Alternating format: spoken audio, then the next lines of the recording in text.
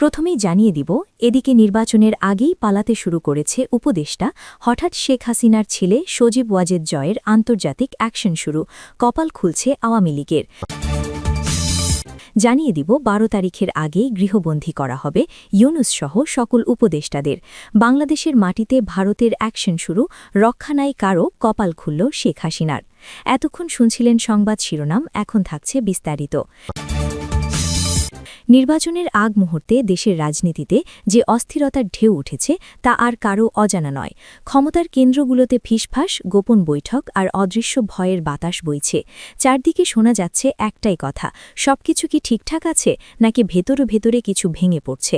এই প্রেক্ষাপটে উপদেষ্টাদের আচরণ, বিদেশমুখী যাত্রা এবং ক্ষমতা কেন্দ্রের ঘনিষ্ঠদের নীরবতা নতুন করে প্রশ্ন তুলছে। অনেকে বলছেন নির্বাচনের আগেই পালানোর মানসিকতা শুরু হয়ে গেছে। এই কথাগুলো সত্য কিনা তা ইতিহাসই বলবে, কিন্তু রাজনৈতিক উত্তাপ যে তুঙ্গে তা স্পষ্ট। এই উত্তাল পরিস্থিতিতে আলোচনার কেন্দ্রে উঠে এসেছে শেখ হাসিনার ছেলে সজীব ওয়াজেদ জয়। সমর্থকদের কাছে তিনি আধুনিকতার প্রতীক, প্রযুক্তির দূত, আবার সমালোচকদের চোখে তিনি ক্ষমতার বলয়ের ভেতরে থাকা এক প্রভাবশালী নাম। গুঞ্জন রয়েছে ভারত ও যুক্তরাষ্ট্রে তার যোগাযোগ, সফর এবং আন্তর্জাতিক মহলে তৎপরতা নিয়ে। সমালোচকরা প্রশ্ন তুলছেন, এসব তৎপরতা কি শুধুই কূটনৈতিক ও ব্যক্তিগত, নাকি এর পেছনে রয়েছে বড় কোনো রাজনৈতিক সমীকরণ। কেউ বলছে আন্তর্জাতিক অ্যাকশন শুরু হয়েছে, কেউ আবার বলছে এটা নিছক রাজনৈতিক প্রচারণা। সত্য মিথ্যার সীমারেখা এখানে ধূসর। রাজনীতিতে ধূসর এলাকা মানেই সন্দেহের জন্ম। ক্ষমতার ছায়ায় থাকা ব্যক্তিদের প্রতিটি পদক্ষেপই বড় করে দেখা হয়। সজীব ওয়াজেদ জয়ের নাম যখন ভারত ও যুক্তরাষ্ট্রের সঙ্গে যুক্ত করে বলা হয়, তখন অনেকেই প্রশ্ন তোলে, এই সম্পর্ক কি দেশের স্বার্থের জন্য, নাকি ব্যক্তিগত নিরাপত্তা ও ভবিষ্যৎ পরিকল্পনার অংশ। আবার অন্যরা বলেন, আন্তর্জাতিক সংযোগ থাকা আজকের বিশ্বের স্বাভাবিক বিষয়, কিন্তু নির্বাচনের সময় এমন গুঞ্জন রাজনৈতিক আগুনে ঘি ঢালে, এটাই বাস্তবতা। আওয়ামী লীগের ভেতরেও নাকি অস্বস্তি বাড়ছে এমন কথা শোনা যায়। দলীয় কর্মীরা একদিকে মাঠে লড়াই করছে, অন্যদিকে কেন্দ্রীয় রাজনীতিতে অনিশ্চয়তার সুর। কেউ বলছে কপাল খুলছে, অর্থাৎ বড় কোনো পরিবর্তন আসছে, আবার কেউ বলছে এসব কেবল বিরোধীদের ভাষ্য।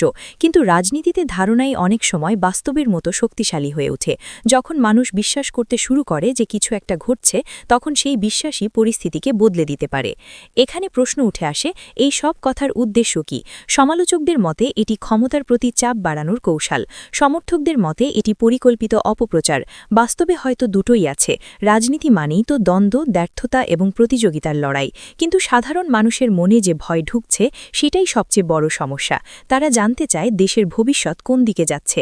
যারা পালানো শব্দটি ব্যবহার করছে তারা বলছে এটি শারীরিক নয়, মানসিক ও রাজনৈতিক পালানো, অর্থাৎ দায় এড়ানোর প্রবণতা, প্রশ্ন এড়িয়ে যাওয়ার কৌশল আর জনতার মুখোমুখি না হওয়ার মানসিকতা। এই ভাষা আক্রমণাত্মক, কারণ রাজনীতির লড়াইও আক্রমণাত্মক। তবে এটাও সত্য, প্রমাণ ছাড়া কোনো অভিযোগই চূড়ান্ত নয়। ভারত ও যুক্তরাষ্ট্র দুটি শক্তিশালী দেশ, যাদের সঙ্গে বাংলাদেশের ঐতিহাসিক ও কূটনৈতিক সম্পর্ক রয়েছে।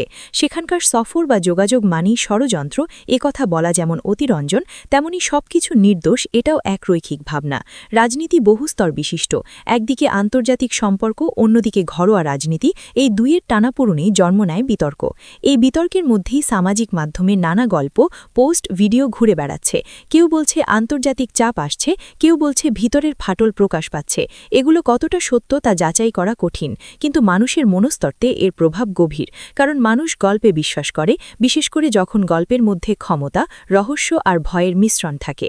রাজনীতির ইতিহাস দেখলে দেখা যায়, প্রতিটি বড় পরিবর্তনের আগে এমন গুঞ্জন ছড়ায়। কখনো তা বাস্তবে রূপ নেয়, কখনো তা মিলিয়ে যায়। কিন্তু এই মুহূর্তে যে বিষয়টি সবচেয়ে গুরুত্বপূর্ণ তা হল স্বচ্ছতা, জবাবদিহিতা এবং শান্তিপূর্ণ প্রক্রিয়া।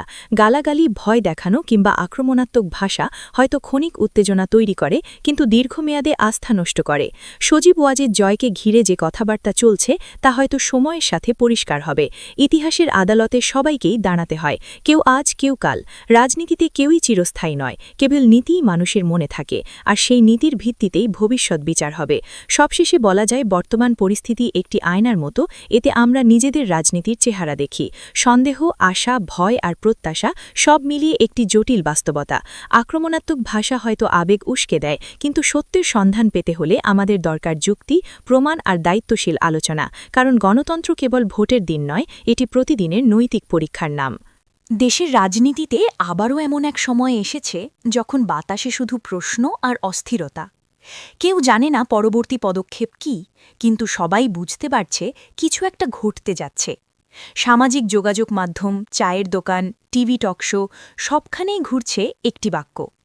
১২ তারিখের আগেই ইউনূস সহ সকল উপদেষ্টাকে গৃহবন্দী করা হবে।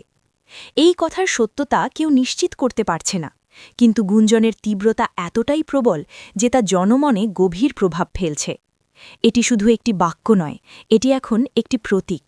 প্রতীক মানে ক্ষমতার ভেতরের দ্বন্দ্ব, প্রতীক মানে সিদ্ধান্তের দ্বারপ্রান্তে বাড়িয়ে থাকা একটি রাষ্ট্র। গৃহবন্দী শব্দটি এখানে শারীরিক নয়, বরং রাজনৈতিক ও মানসিক সীমাবদ্ধতার রূপক হিসেবেও দেখা হচ্ছে। সমালোচকদের মতে এটি বোঝায় উপদেষ্টাদের স্বাধীনতা সংকুচিত হচ্ছে, সিদ্ধান্ত গ্রহণে চাপ বাড়ছে এবং ক্ষমতার কেন্দ্র এক জায়গায় কুক্ষিগত হচ্ছে। সমর্থকরা আবার বলেন এসব কেবল আতঙ্ক ছড়ানোর কৌশল। কিন্তু প্রশ্ন রয়ে যায়, এত বড় গুঞ্জন হঠাৎ কেন? এই কাহিনীর আরেকটি বড় অধ্যায় হল বাংলাদেশের মাটিতে ভারতের অ্যাকশন। এখানে অ্যাকশন শব্দটি কোনো সামরিক বা সহিংস অর্থে নয়, বরং রাজনৈতিক ও কূটনৈতিক সম্ভাবনার প্রতীক হিসেবে ব্যবহৃত হচ্ছে। বিশ্লেষকদের কল্পনায় যেসব সম্ভাব্য অ্যাকশন ঘুরছে সেগুলো হল কূটনৈতিক চাপ বৃদ্ধি, আন্তর্জাতিক ফোরামে বক্তব্য, বিবৃতি বা মধ্যস্থতার উদ্যোগ, রাজনৈতিক মধ্যস্থতা, ক্ষমতার ভারসাম্য রক্ষায় পর্দার আড়ালের আলোচনা, অর্থনৈতিক প্রভাব বিস্তার, বাণিজ্য, বিনিয়োগ বা চুক্তির মাধ্যমে প্রভাব বিস্তার, নিরাপত্তা সহযোগিতা জোরদার, সীমান্ত, গোয়েন্দা ও আঞ্চলিক স্থিতিশীলতা নিয়ে যৌথ পদক্ষেপ, আন্তর্জাতিক ইমেজ ব্যবস্থাপনা, বৈশ্বিক মিডিয়া ও কূটনৈতিক মহলে বার্তা পৌঁছানো।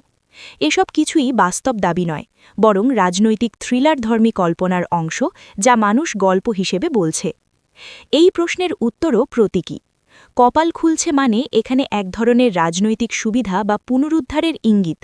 যারা এই ভাষা ব্যবহার করছে তারা মনে করছে আন্তর্জাতিক সমীকরণ তার পক্ষে যাচ্ছে, আঞ্চলিক শক্তির সমর্থন বা নীরব সহানুভূতি পাওয়া যাচ্ছে, অভ্যন্তরীণ বিরোধ শক্তি দুর্বল হচ্ছে, আর বিরোধী শিবিরে বিভ্রান্তি বাড়ছে।